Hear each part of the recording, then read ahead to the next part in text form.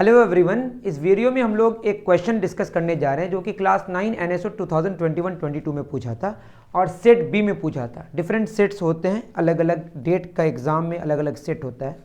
ठीक है, क्वेश्चन कह रहा है fill in the blanks with the most appropriate option. पहले देख रहे हैं क्वेश्चन कितना बड़ा है, डरिए मत। A ball of mass 100 gram is projected vertically upwards.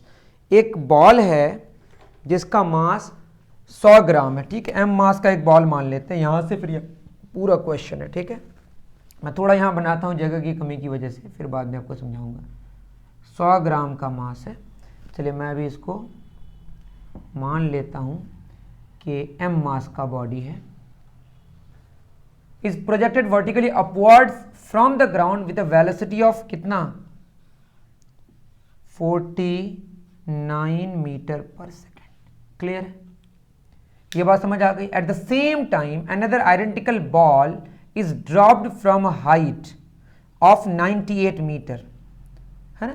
कितना हाइट 98, यहाँ मान लेते हैं ग्राउंड है और यहीं पे एक बॉल सेम मास का आइडेंटिकल है और ये कितना ऊंचाई से ड्रॉप किया गया 98 मीटर से।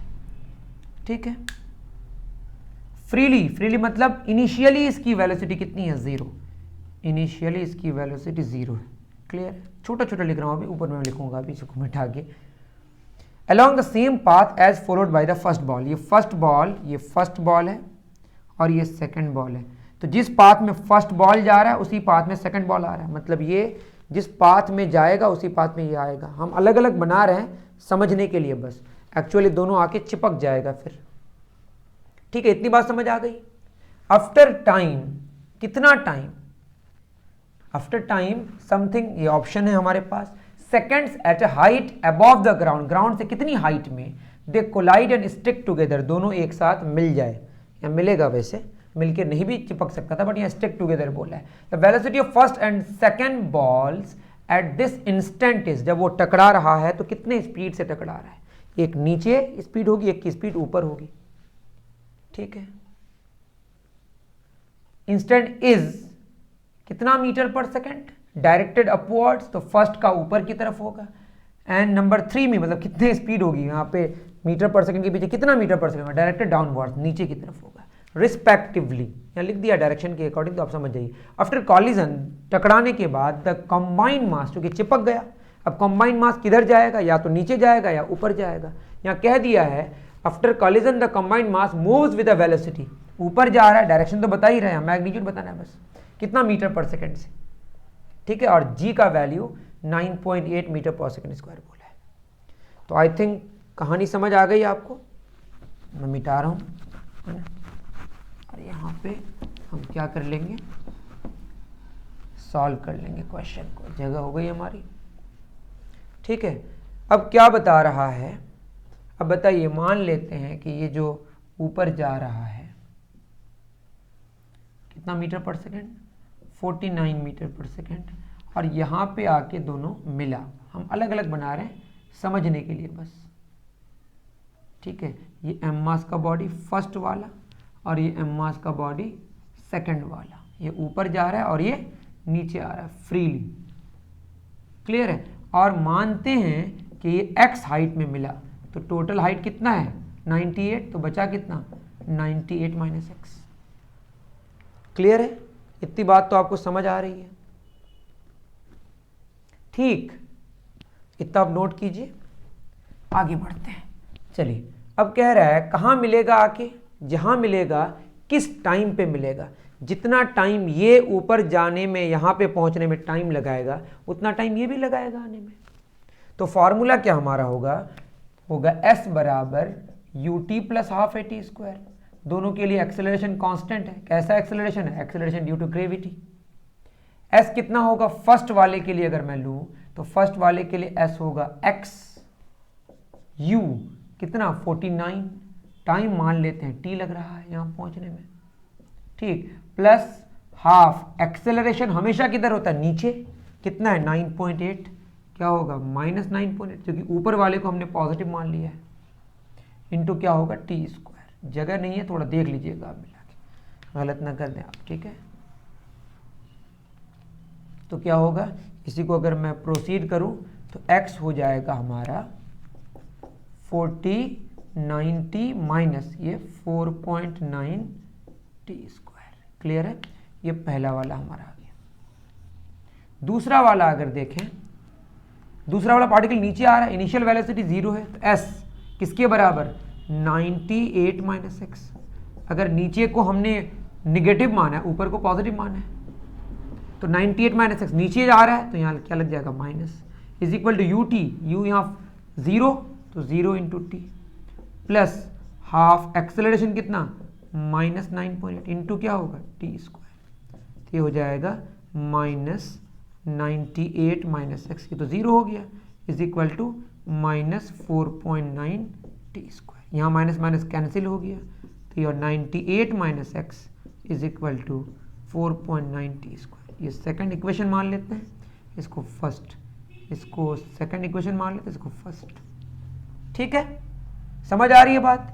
तो 1 और 2 को अगर हम जोड़ें तो देखिए यहाँ पे x है पीछे और आगे क्या 98 minus x is equal to यहाँ पे कितना है 4090 माइनस 4.9 टी स्क्वायर, इसका राइट में क्या है प्लस 4.9 टी स्क्वायर, ये दोनों कैंसिल हो गया, तो क्या हो गया x भी कैंसिल हो गया, तो 98 इज इक्वल टू 4090, तो यहाँ से t आया हमारा 2 सेकेंड। पहला आंसर तो मिल गया 2 सेकेंड।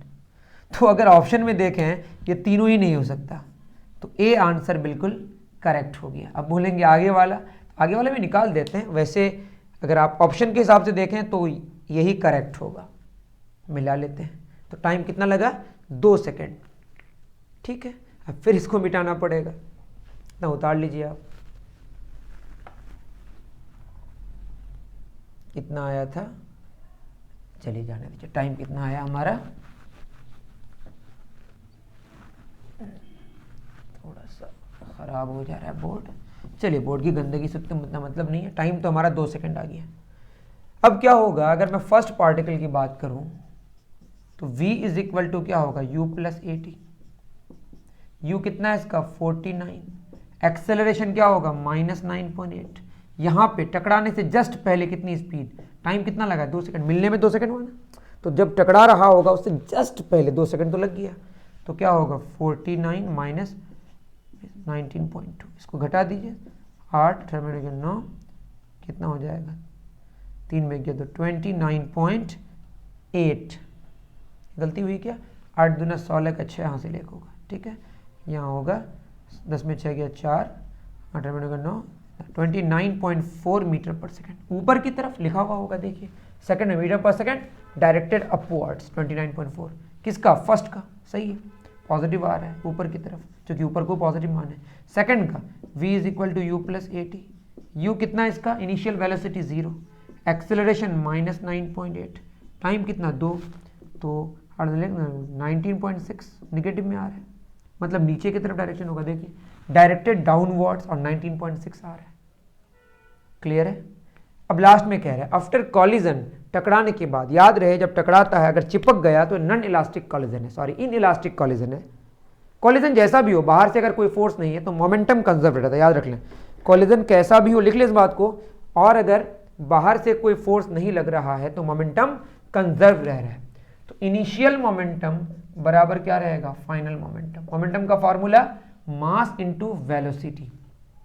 तो इनिशियली टकराने से जस्ट पहले फर्स्ट वाले का मास तो दोनों का m ही ले रहे हैं इंटू वेलोसिटी, फर्स्ट वाले का, फर्स्ट वाले की वेलोसिटी कितनी है बोलिए 29.4, समझिएगा बात को, प्लस मैं लिख दूं एक आया 29.4, दूसरा क्या आया नेगेटिव 19.6।